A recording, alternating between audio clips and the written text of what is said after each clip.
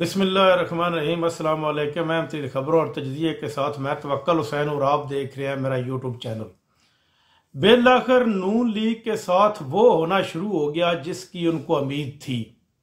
ये उम्मीद काफ़ी अरसे से की जा रही थी कि अवाम अब बेदार हो चुकी है, अवाम अपना हक छीनेगी। अवाम ने वो इनकलाब ले आना है जो जिस इनकलाब की तवक्को की जा रही थी।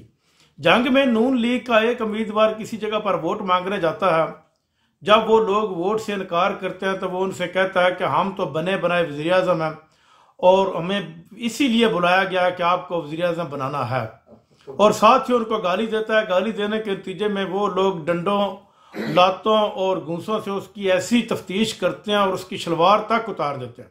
इतनी बेइज्जती तारीख में किसी भी उम्मीदवार की नहीं हुई जितनी अब नून लीग वालों की हो रही है।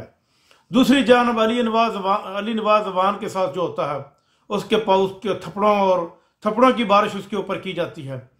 यानी कि अब अवाम को बुनियादी चीज़ों में से जो तीन चीज़ें चाहिए वो तीनों चीज़ें इन्होंने अवाम की पहुंच से दूर कर दी हैं। पेट्रोल चाहिए, डीजल चाहिए, बिजली के बिल।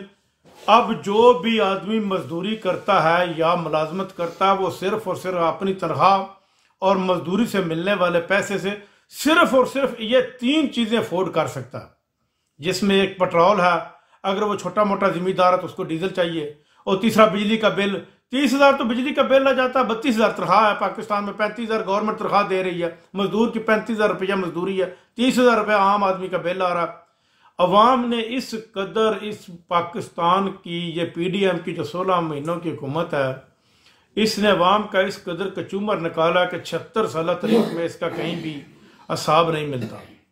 इससे पहले जो जुल्म जरदारी ने किया था 2008 से लेकर 13 तक, और दूसरा जुल्म जो इन्होंने कर दिया ये 16 महीनों में, अब कप्तान के जेल में बैठे हुए के मिन्नतां तरले शुरू हो रहे हैं। उसको धमकी भी दी जा रही है कि आपको निशान इबरत बना दिया जाएगा, जुल्फकार अली भुट्टो वाला काम आपके साथ किया जाएगा। लेकिन कप्तान अभी तक भी डटा हुआ है, वो अपने मौक़िफ़ से पीछे हटने के लिए तैयार नहीं।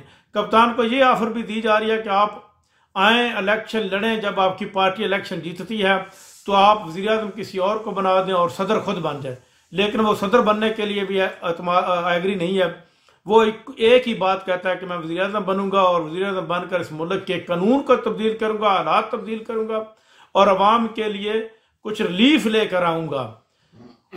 बुनियाद तो रिलीफ होनी चाहिए थी, रिलीफ की बुनियाद पर इन लोगों को वोट मांगने चाहिए थे।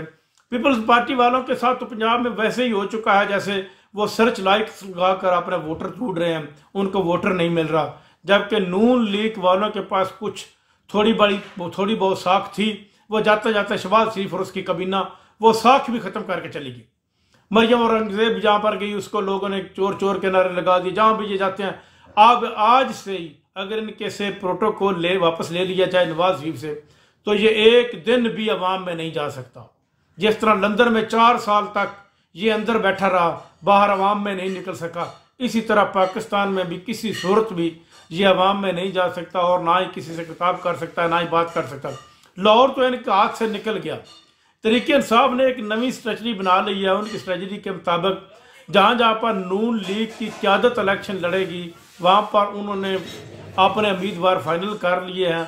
वही उम्मीदवार उनके जो नून लीग की क़यादत है उसके मुकाबले में इलेक्शन लड़ने के लिए तैयार बैठे हैं, और उम्मीद की जा सकती है कि इसी नवंबर के महीने में कप्तान को जो वो रिलीफ मिल जाएगा, कप्तान जेल से आज़ाद हो जाएगा, और यूँ ही आज़ाद होगा वो अपने जेल से जुलूस शुरू कर देगा।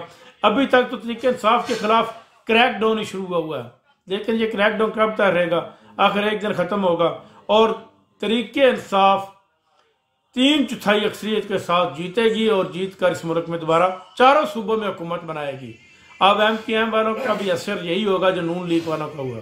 अब तक के लिए इतना ही, अगले व्लॉग तक आपसे इजाज़त चाहता हूँ। अल्लाह हाफ़िज़।